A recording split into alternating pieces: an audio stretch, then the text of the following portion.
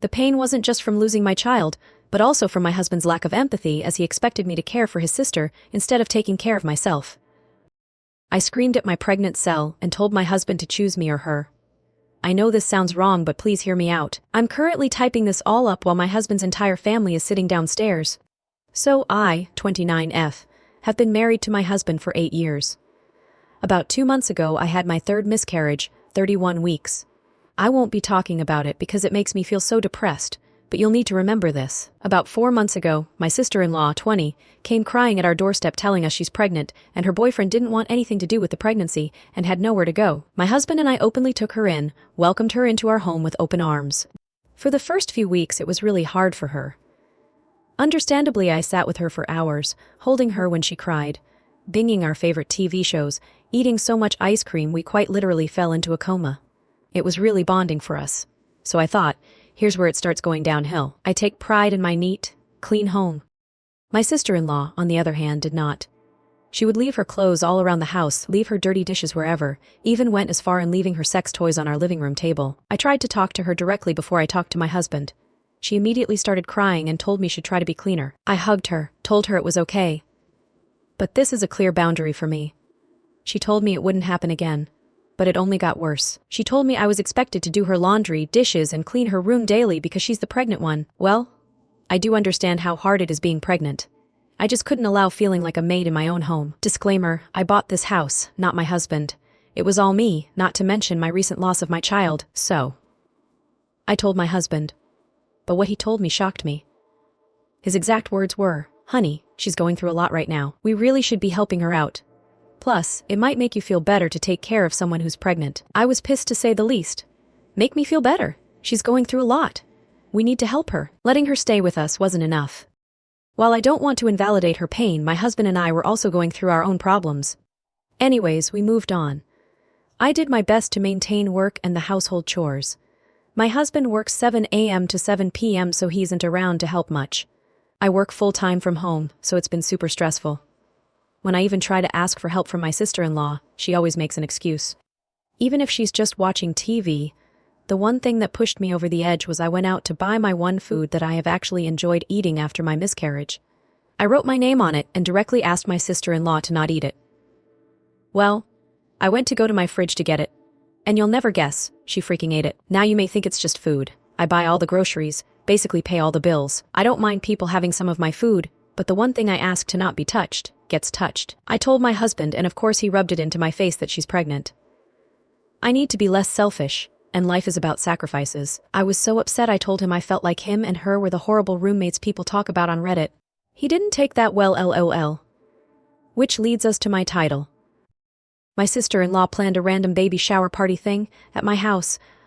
I personally didn't know if I could even be home when this was happening. I felt so hurt that she wouldn't talk to me knowing everything that has happened, and that she would just invite random strangers into another person's home before asking. My husband urged me to go, told him it would permanently affect mine and her relationship. So, I told him I'd go. About halfway through the party, my husband and Sil announced that they wanted to show the nursery to everyone. I was confused. Nursery? She was staying that long? What room did she turn into a nursery? They told everyone to head upstairs. That's when it hit me. They were talking about my nursery, for my baby I had just lost. A wave of emotions hit me when I saw everyone in my baby's nursery telling her what a good job they did setting it up. My setup for my baby. That my body failed to give me. I just lost it. I started sobbing. Then that sadness turned into pure rage. I started yelling at my sister-in-law, telling her she's the foulest human for putting me through everything she has for the last few months. Making me feel like I was a maid, or an object for her convenience. Through choked-up tears, I turned to my husband, whose jaw was on the floor. I turned my head to see his entire family just staring at me. I lost it again. Yelling, I looked at my sister-in-law telling her, how dare she use my nursery for my baby, how dare she think she has the right. What she told me made me fall to my knees sobbing. It's not my fault you couldn't produce a child. Why let this go to waste? You're so selfish. My husband tried to pick me up off the floor, but I yelled again. Standing to my knees, which were now shaking, I told him, pick, a dumbfound look on his face. I yelled again, pick me or her. He couldn't even muster up anything to say. I just looked at him, pure botterel. I pushed past the crowd of family and ran straight up here to type this out. Even if no one sees this, at least it's helped me let these emotions out. Now's the point where I ask, am I the a-hole? Update. Sorry for any typos or misspelt words.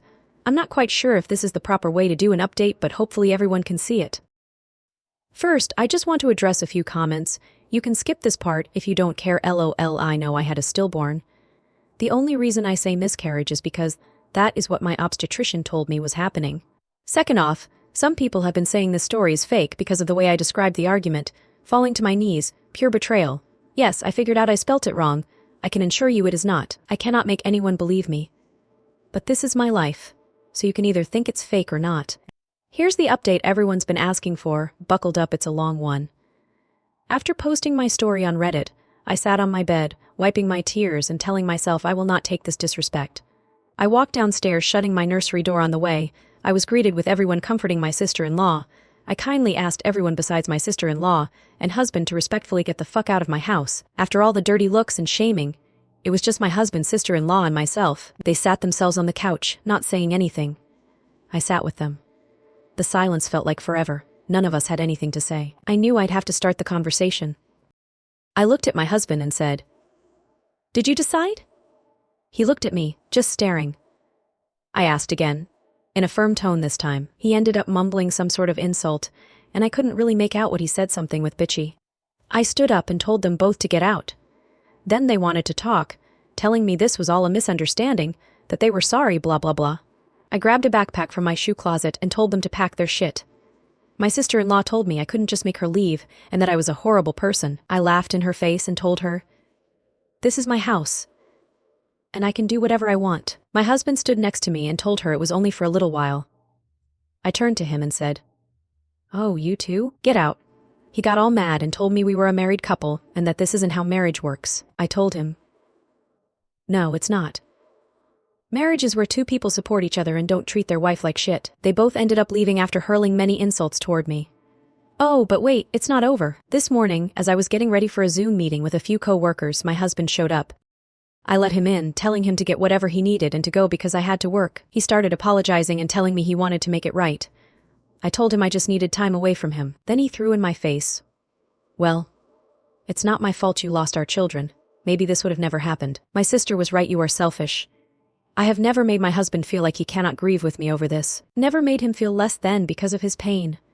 I turned around and slapped him in the face. I never condone violence, and I'm very upset I would ever do that to another human. But I just couldn't deal with this. He took a step back and then threw all of my makeup on the floor, which I get, but then he started breaking all of my decor in my bathroom. I yelled at him to stop, and that I was sorry. But he just kept going. Even going as far as punching a hole in my bathroom wall. It was like I was seeing all of his bottled-up emotions from our children's death come out. But he went too far when he tried to grab me, yelling in my face. I kicked him off and told him to get the fuck out.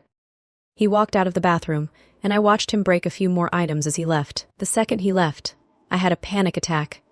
Looking at the mess he made and seeing how much he had hidden his pain, I called my mother and told her everything that had been happening. I don't talk to my family much due to some past trauma with them. She told me she was on her way. The second she got here, I just broke down, and she held me.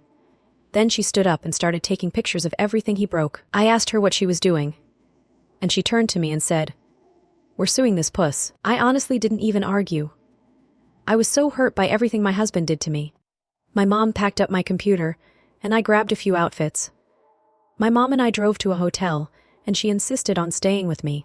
While I finished up work, my mom called a locksmith and my attorney. I will be divorcing him as well. So, there it is, here's the update everyone has been waiting for. I feel guilty for just giving up on my husband in 8 years of our marriage, but it's time for a divorce. I can't live like this, and neither can my husband. I wish I could say we moved on, forgave each other, and I got to see my sister-in-law have her baby. But that's not reality. If anything else happens, I will let you all know. Thank you guys for the support and help with this situation. Now, story 2. I kicked out my husband after finding photos from the nanny. I'm new to Reddit, but my little sister suggested I ask here. I'm 28F, my daughter is Cassie, 11 months, and my husband is Alex, 35. So, basically, it's just what the title says. I had Cassie and then returned to work as a psychologist as I could never be a stay-at-home mom. I'm actually French but live in the US. So, when I returned at the 4-month mark, as I had a difficult birth, we looked around to find a nanny to look after Cassie while Alex and I were at work. We saw a few girls, but then one of Alex's colleagues suggested his daughter, who had dropped out of college, Liv, 20F. Everything went well. Admittedly, I did notice her being quite attached to Cassie, but I brushed it off as a good friendship between the two. She also liked Alex. It was obvious she had a crush on him, always batting her lashes and giggling. I actually found it amusing as I'm confident in myself. He always laughed it off with me too, but then, on Thursday night, he asked me to do something on his phone while he bathed Cassie, and I saw some pictures flash up from Liv. When I looked at them, they were obviously sexy nudes. She was wearing skimpy lingerie and posing provocatively. I looked back at the history, and she had been sending these for a while. As far as I can see, Alex never responded, but obviously texts can be deleted. When I asked him, he got defensive and told me to stop using my psychiatrist tricks on him. I was not happy with his non-answers, and it ended up in a shouting match, waking Cassie. So I got him a bag and threw him out, telling him he's not welcome back until I have answers. I'm considering taking Cassie back home to see my family in France for a little bit. His mother and friends have been blowing up my phone, saying I'm being too harsh, and they were harmless texts. Nevertheless, I feel disrespected, and that doesn't fly with me. Was I too harsh? Should I accept his claims that he never responded? Edit, not husband-fiancé. Also, I'm not taking Cassie to France forever. We will visit my family for a few weeks, and Alex has given consent. Update, I'd like to start this off by addressing the comment stating I'm kidnapping my daughter. I'm taking her with me to visit my family back home in France for a few weeks. Her father has given his consent. It is a non-issue. There was also confusion about my job. I work in the psychology field, and I was just using this post as a sounding board, really. The responses from his friends and mother made me question myself. As stated, I informed Liv's father of what happened. He was furious with both Alex and Liv.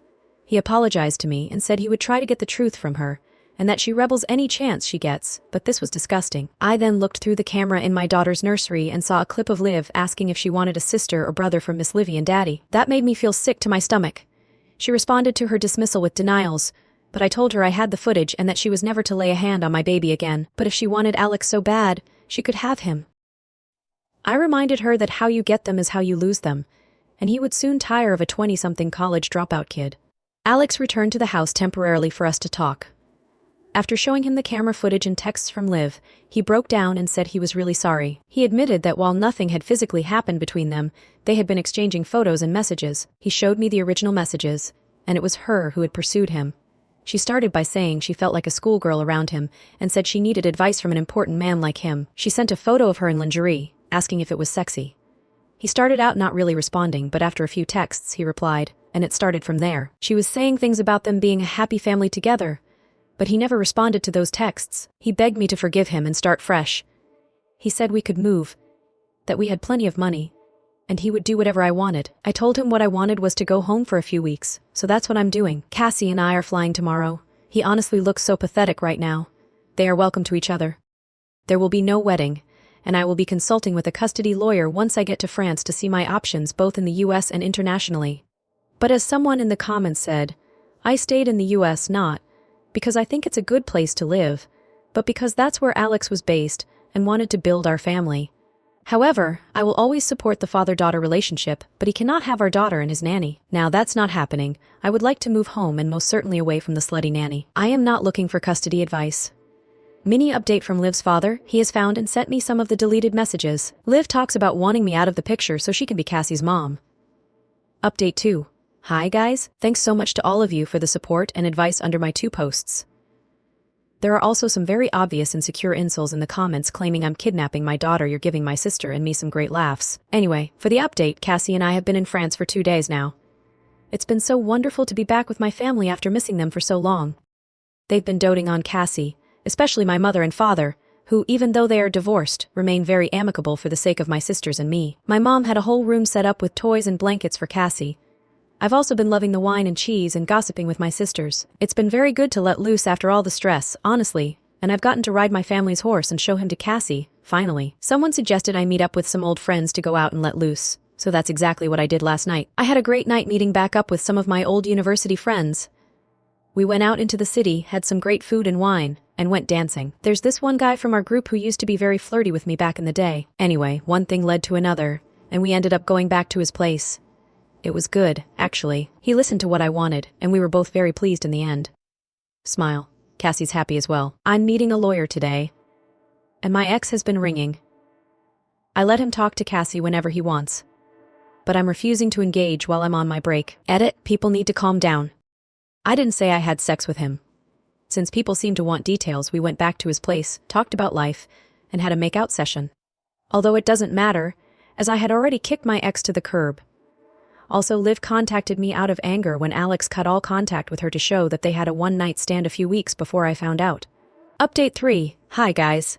A lot of you still comment on my old posts asking for an update, so I thought I'd let you know what's happened in the past few months, as I'm sure it'll anger the men in the comments again. So, after going to France to visit my parents immediately after what happened 6 months ago, I agreed with my family that I needed to come home to France with my daughter. My family said they would provide any help I needed with moving and lawyers, and my father said a prayer that we never had the wedding as there was no divorce to go through. When I returned to the US, I informed my ex-fiancé that there would be no compromise or discussion on my next steps. Cassie and I were returning to France, so I would have my support system closer and I wouldn't feel so isolated. I told him I'd never try to stop his relationship with Cassie, and that he would be welcome to visit her in France depending on where he decided to live, and that I would happily bring her back to the States for visits periodically. However, I wouldn't compromise with Liv. If I found out she had been near my daughter, I would stop all contact between him and Cassie. I felt that after what he had put me through and how he had disrespected me, I was quite gracious with my offers. We managed to sort out the move in the next 2 months and signed an agreement which stated I was the primary custodian of our daughter and I made most decisions regarding her. It set out specific times Alex would be able to see or have Cassie. He basically agreed to all of this because he thought once I had left the US, I would become more sympathetic and let him back in once we were in France. I didn't bother to correct him, frankly, because it benefited me. I found a really nice apartment a street over from my parents, so I moved in there once my parents and sister had helped me get it decorated before I came to France. We've been here for just over 4 months now. And Cassie is settling in great. She goes to daycare with my friend's son, and has made great connections here with other kids. I'd forgotten how much more social having kids is in Europe compared to the US. Once I was added to the parents' group chat, the other mothers immediately suggested welcome drinks to get to know me better, and I've made some amazing friends with other moms and dads. I didn't have any of this in the US. It's really helped Cassie's language skills, as her French is developing much better than when it was just me speaking it to her. I've put her in baby ballet, like my parents did with me, and she's loving it. We've gotten a rescue cat called Walter, and Cassie adores him. He sleeps at the end of her bed and looks after her all the time. Alex has been over twice, even though I had given him plenty more chances to see Cassie. But he didn't take me up on them. For context, there is no issue with money or his passport to excuse why he won't fly. We spent Christmas with my parents, my sister, and her partner, and it was just a lovely celebration after the shit that happened. I've started seeing one of the doctors from the new hospital I work at now. It's still relatively new, so she's only briefly met Cassie. She works in the emergency department, and she's honestly amazing. I did jokingly say Alex had put me off men, but I didn't mean to take it so literally. Bisexual woman, shocking, I know. It's going slow as she knows what I've just come out of, but she's very laid back and a go-with-the-flow type of person, which is exactly what I needed. Alex's mother is not happy, as she is of the opinion I should have just ignored what happened between Alex and Liv. However, I'm not just a little American housewife who will ignore her husband's indiscretions. Thank you all for your advice and support in my initial posts. Eat it, for all the Americans getting annoyed at the phrase little American housewife. Not my words. I was quite literally quoting Alex's mother and what she said to me. She is an American. She said that when I was in her family, I was expected to act like a normal American housewife and forgive my husband like she and her daughter do, none of that European nonsense. Edit. It's really funny to see the men in the comments proving that there is still a double standard. I don't know why I, as the mother, am expected to stay in a country that doesn't speak my first language, where I don't have any family, few friends, no support, and have to deal with Alex's family all for his sake so he doesn't have to make an extra effort to see his daughter when he was the one who decided to break the family in the first place. Also, Americans, I'm sorry, I'm not insulting you, LLL.